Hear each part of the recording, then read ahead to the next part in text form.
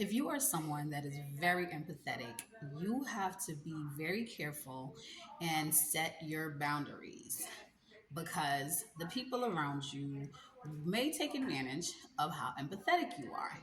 For example, if you're in a relationship with someone and you find yourself always making excuses for their behavior. For example, if they're not good communicators, they don't communicate until like it's too late or never communicate at all. You may make excuses like, well, I understand, their past relationships, they couldn't really voice their opinions and how they felt, so I get it.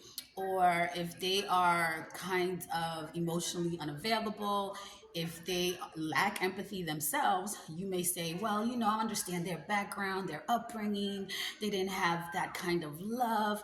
And so you keep making excuses for them and you don't set boundaries for yourself.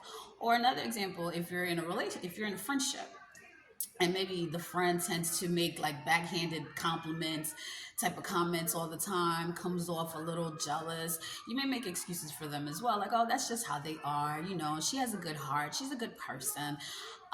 Sometimes it's not about whether somebody's a good or a bad person. They just have certain toxic ways that are hurtful and they may be hurting you, but you keep making excuses because you're so empathetic. You give a lot of grace. You try to be very understanding.